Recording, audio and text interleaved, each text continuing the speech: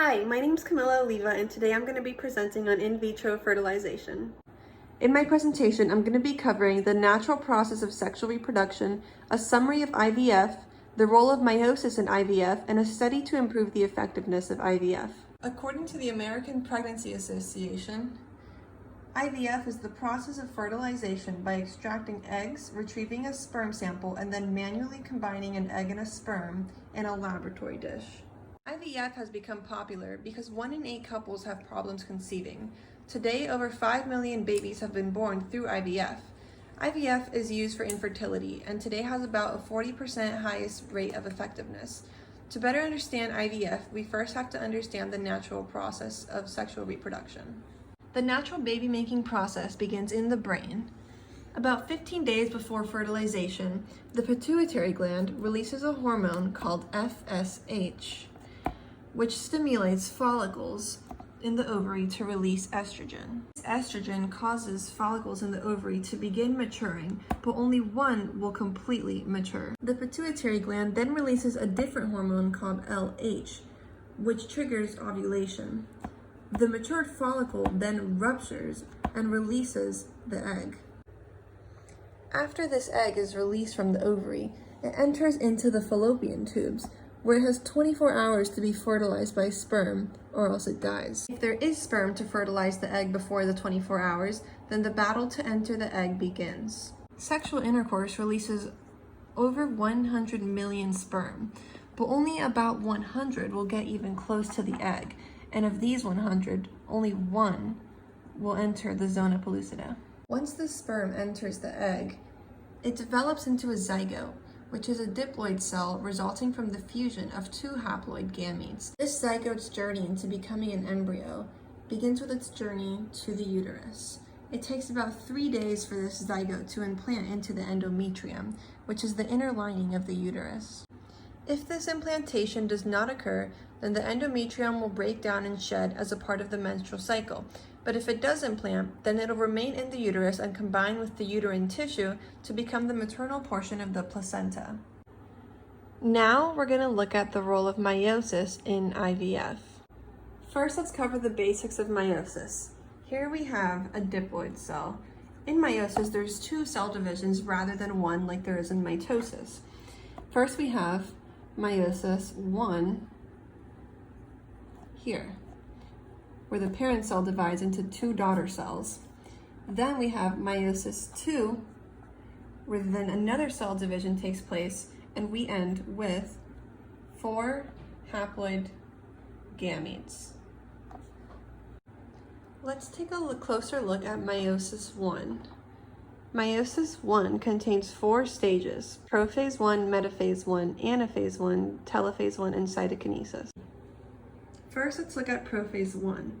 In prophase 1, each chromosome already duplicated exchanges information with its homologue, in this case the maternal and paternal chromosomes. This is called crossing over. Crossing over then produces recombinant chromosomes. This means they carry genes from both maternal and paternal chromosomes, as they've swatched genetic information here. Then in metaphase 1, chromosomes line up here at the metaphase plate. In anaphase 1, homologues separate and get pulled apart by these mitotic spindle. In anaphase 1, both chromatids remain together. Lastly, in telophase 1, the nuclear membrane reforms, and cytokinesis occurs, and we end up with these 2 haploid cells. These 2 new haploid cells will restart cell division at prophase 2, where the spindle apparatus forms, and then it goes through the cell division process all the way through metaphase 2, anaphase 2, until it's at telophase 2. At telophase 2, instead of being left with 2 new haploid cells, we now have 4 new haploid cells, each with 23 chromosomes, each different from each other and from the parent cell. Tying meiosis into IVF, these 2 cell divisions of meiosis result in 4 haploid cells, in this case 4 sperm cells, which are what's incubated with the egg during the IVF procedure to result in a baby. According to Indira IVF, usually IVF babies are as normal as other children. In fact, until one is told, it is impossible to distinguish between IVF babies and other children. With a somewhat low effectiveness rate of IVF at 40%, there's a rush in science to discover a supplement that might help embryo development to increase the probabilities of IVF. This experiment, performed by Cheuquemán et al., explores the possibilities of melatonin and its reactions with the free radicals produced during co-incubation with gametes. Gamete co-incubation generates high free radical levels surrounding growing zygotes, which can impair the embryo viability. Melatonin eliminates a wide variety of free radicals. So in this experiment, they try to improve in vitro embryo production by adding melatonin to the media of IVF. This experiment was performed on bull sperm function during IVF co-incubation time. In experiment 1, they supplement IVF media culture with 0.01, 0.1, 1, and 0 millimoles of melatonin. The results showed that the 1 millimole incubation showed less blastocyte rates than the control with no melatonin. In experiment 2, melatonin levels were reduced to 10, 100, and 1,000 millimoles with another control group. This experiment produced no statistical differences. In experiment 3, spermatozoa were incubated with the IVF media with melatonin, and the functional parameters were analyzed as 0, 4, and 18 hours. The results show that the samples with 1,000 nanomoles of melatonin had significantly higher Wobbler coefficient, a lower percentage of intact acrosomes, and a lower percentage of viable spermatozoa.